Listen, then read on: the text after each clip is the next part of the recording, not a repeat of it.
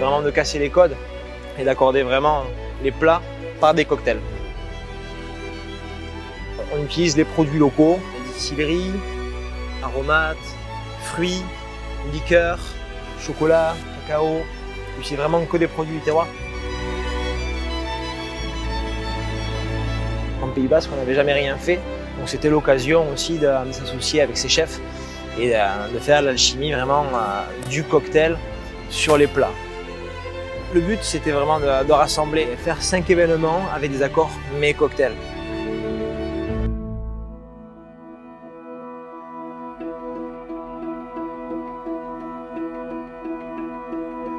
C'est du géranium rosa, chacun sa petite branche.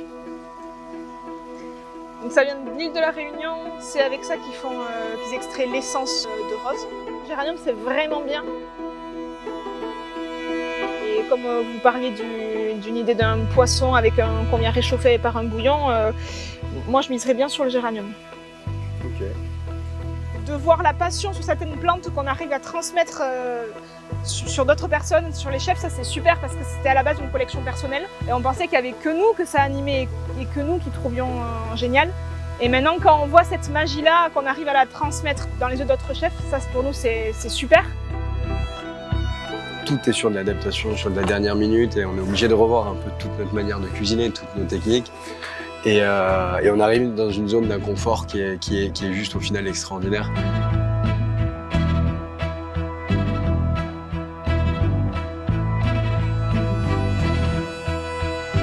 Le géranium, tu le coupes juste au-dessus d'une intersection.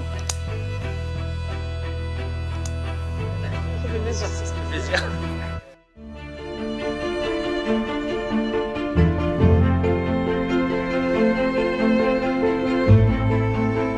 Cresson des fontaines et ça c'est du bégonia.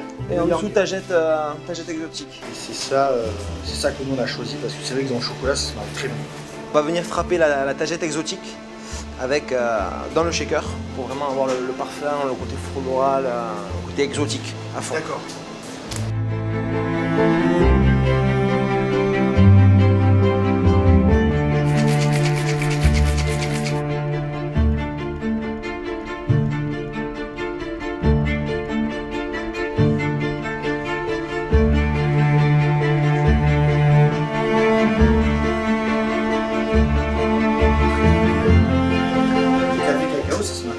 Oui, ça marche bien.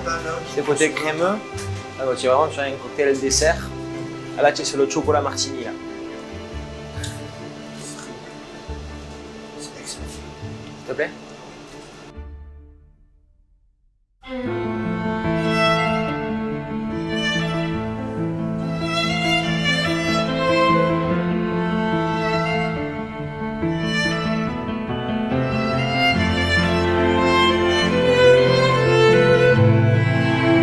Ça, vous avez goûté la Cristobarine?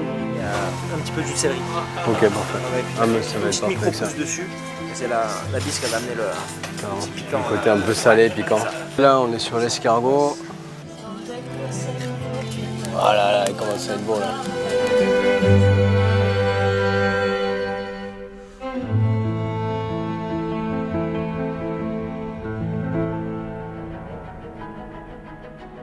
Là, pour le coup, il y a vraiment eu un travail de 4 mains parce qu'il fallait absolument que tout soit en accord.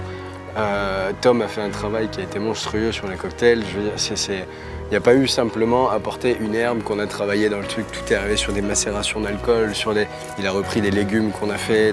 Enfin, il a fait des choses sur lesquelles auxquelles j'aurais jamais pensé, je pense, même en tant que cuisinier. C'est l'accord avec le bouillon de légumes. Ça te plaît? Oh, ouais, c'est bon. C'est frais. Vraiment, c'est rafraîchissant. On a l'impression de s'hydrater. Ouais. Lorsqu'il est venu nous voir sur le poisson en nous disant mais en fait on va changer toute la donne, on va pas faire un cocktail à part mais on va intégrer le cocktail directement au poisson cru. Et il s'avère que ça a donné quelque chose qui était superbe. Et c'est là où pour moi cet événement était quelque chose de très intéressant à faire parce que c'était repartir dans quelque chose qu'on ne peut pas faire quotidiennement. Parce que c'est pas possible, je pense, de le faire quotidiennement. Mais en revanche, à faire ponctuellement comme ça donne envie et ça permet de voir encore que notre métier peut être encore plus large. Ce qui m'a le plus plu, c'est vraiment l'échange, le partage avec les chefs, les clients.